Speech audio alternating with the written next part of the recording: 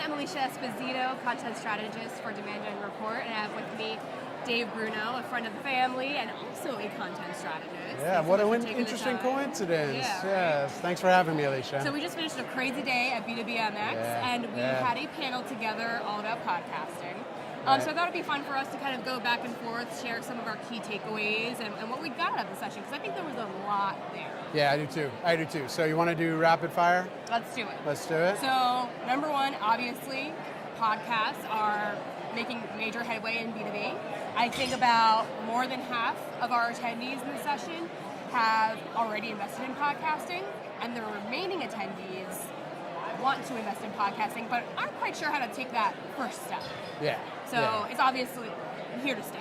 Yeah, I think it's here to stay. It's here now, as you said. And I don't know, 200 people in that room, give or take, 150 to 200. So it was a sizable set of people, number of people. So my first takeaway, and it's funny because I don't think I made this point super well in the panel today, but in the follow-up conversations, is embed your podcast in your nurtures. Yes. Podcasting for podcasting's sake is right out. Yep, absolutely. That's my first takeaway. Yep, tying into the content strategy. Yes. So I had a really great follow-up conversation after the session. Yep. And it's around very specific buyer personas. The goal is to create tailored content for these audiences, but how does that play into podcasts? Right. I think there's an opportunity for us to speak to broader themes or trends, and then use that as a tipping point to create those tailored content experiences using entertainment, leadership, and authenticity. That was a major takeaway. Yeah, no question. Having high quality content and high quality audio production, but still not losing that authenticity. That's right. Authenticity over sterility of the production values, without question. I agree. Totally agree. Another takeaway I got, really what the audience told me they got, because I had, as you did too, we had a bunch of people come up to us afterwards saying, can you talk more about this?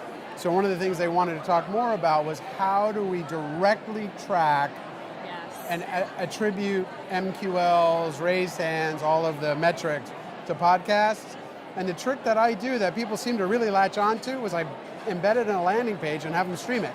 And then I use all of the landing page tools at my disposal to track the attribution and the performance. And everything we get on iTunes and Google Play and maybe iHeartRadio now, those kinds of things, those are all a bonus.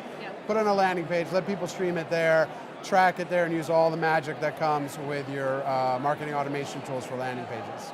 And then tied to that, another major takeaway, don't underestimate the power of subscription. Getting people to actually subscribe to the program, they're raising their hand saying, we want this content. That's right.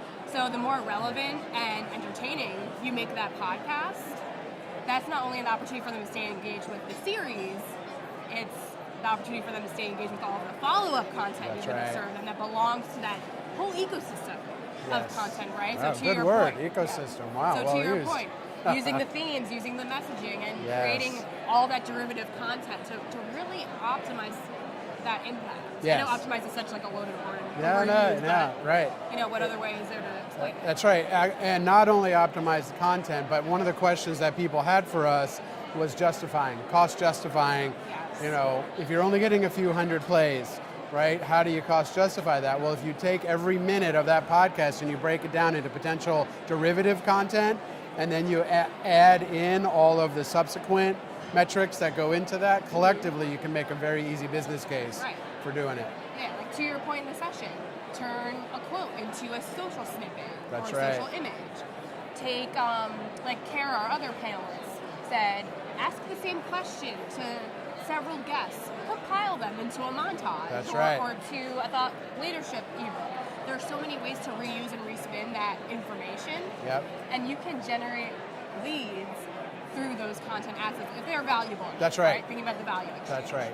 It's a gold mine of content and derivative content, and I think that might be the number one takeaway from the session. Yep, absolutely. Yeah. Well, it was really great catching up with you. You too. Thanks for hosting us. Great job. It was a really fun opportunity for us to get people from all areas of the podcasting world to kind of level set on the trend and where it's going and some best practices. Yeah, who knew B2B marketers were going to be that hot on podcasting? It was really awesome. Yeah. Thanks again so much for taking the time out. Yeah, thanks for having me. Thanks, you guys. And thanks everyone out there for watching.